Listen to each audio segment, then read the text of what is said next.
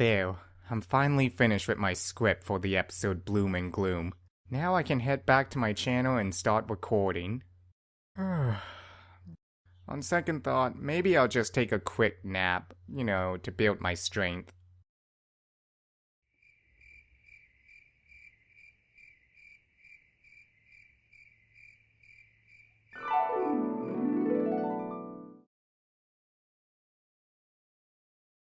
What the?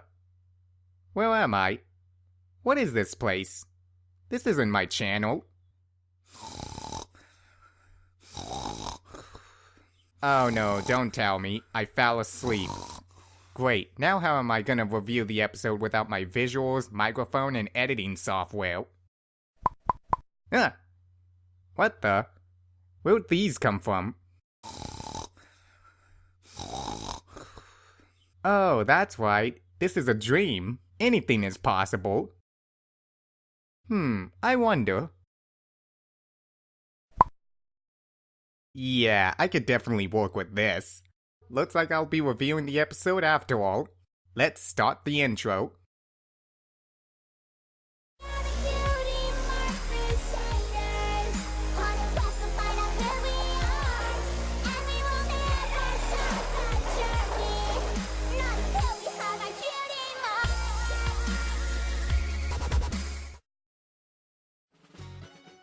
The episode begins with the CMC finding out that Babs has finally earned her Cutie Mark, which is a pair of scissors that represents her talent in giving clean and accurate main cuts. However, when they realize that this means that Babs can no longer be a member of the Cutie Mark Crusaders anymore, they start to consider all of the possible outcomes that could happen after they receive their Cutie Marks. This poses a rather interesting conflict for the trio since for the first 3 seasons, they tried multiple things in the hopes that one would lead to them getting their Cutie Marks, but now that they believe their Cutie Marks could cause more harm than good, they begin questioning whether or not they still want one. I guess you could say their excitement was cut short. As Apple Bloom gets ready for bed, she lists 3 distinct fears that she has about getting her Cutie Mark. The first one is getting a Cutie Mark for something she doesn't like. The second one is losing her friends and being forced to leave the CMC after she gets her Cutie Mark. And the third is getting kicked off the Apple farm if she gets a Cutie Mark that isn't related to apples.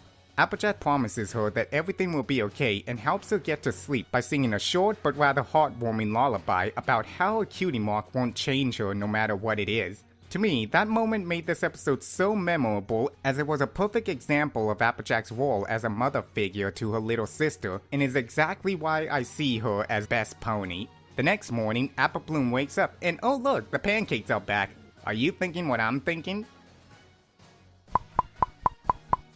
Yay, pancake dream! Wait, that's not what you were thinking? Oh well, you're lost.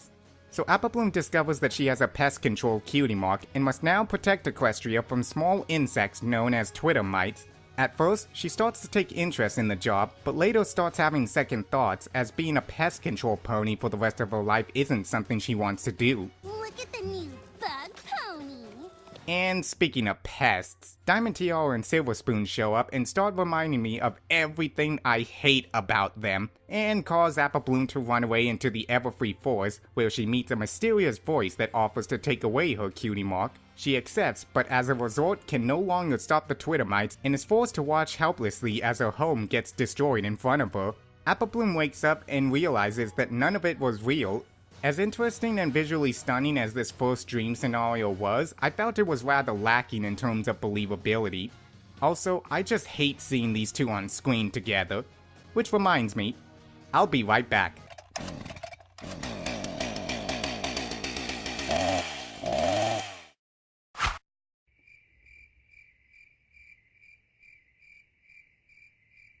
Payback time, pests!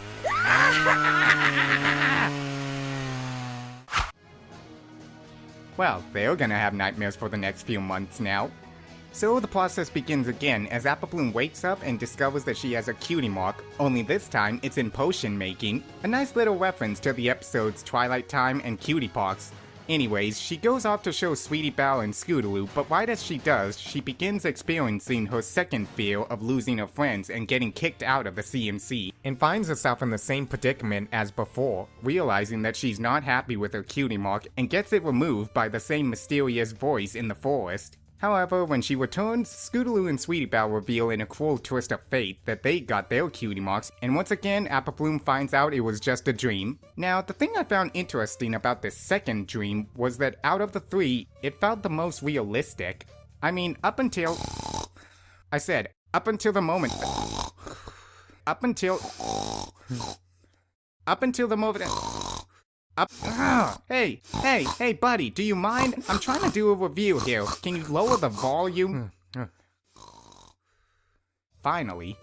So, as I was saying, up until the moment that Apple Bloom gets kicked out of the clubhouse, nothing seemed too far out of the ordinary. The Cutie Mark made sense, Applejack and the CMC's reactions were believable, and the whole scenario was well executed. Yeah, it's definitely gonna be my favorite out of three. So Apple Bloom wakes up a third time and actually starts becoming aware that something's up. However, she doesn't figure it out soon enough and ends up going through her final fear, being forced to leave the farm because her Cutie Mark isn't related to apples. Now this dream is by far the strangest and dare I say funniest out of the three.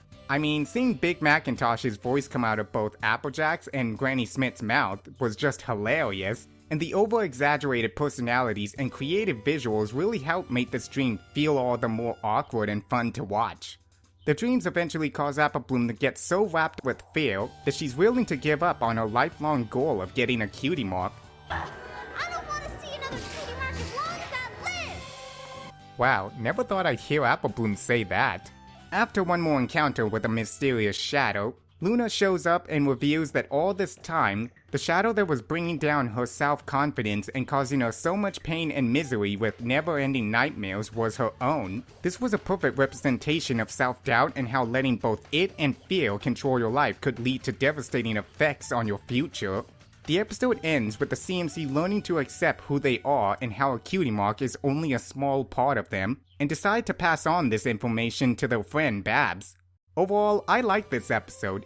Each dream sequence I thought did a great job showing us how Apple Bloom would react to each of these situations, but in terms of believability, I felt the one that did the best job was number 2. The animation and visuals I thought were great, but not as impressive as the ones in For Whom the Sweetie Belle Tolls, which I can let slide because the main focus was making them look real so that Apple Bloom wouldn't catch on and figure out that the whole thing was just a dream. The moral I felt was delivered perfectly and is one that I believe everyone can relate to. I especially loved the comedy and the amount of character development that the CMC got in this episode, and I seriously can't wait to see what their next episode has in store for them. The only real issue I had with this episode was that I felt it had one too many dream sequences and started becoming a little predictable after the first one. Also, I'm a little bummed out that the scene with Sweetie Belle about to sing on stage wasn't part of her Cutie Mark episode. But oh well, this was a great episode and was one I will definitely be raving about in the future. Now, if you'll excuse me, there's something I've always wanted to do in my dreams.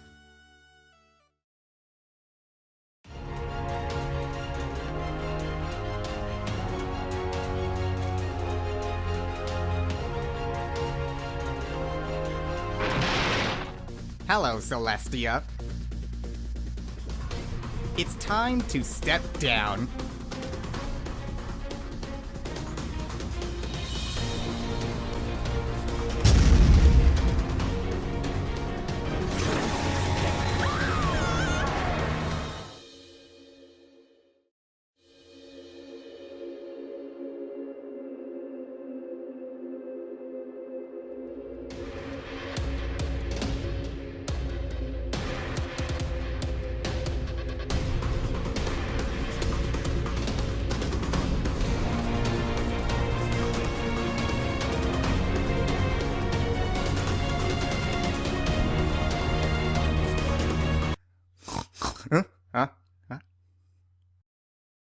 Damn, and just when the dream was getting interesting.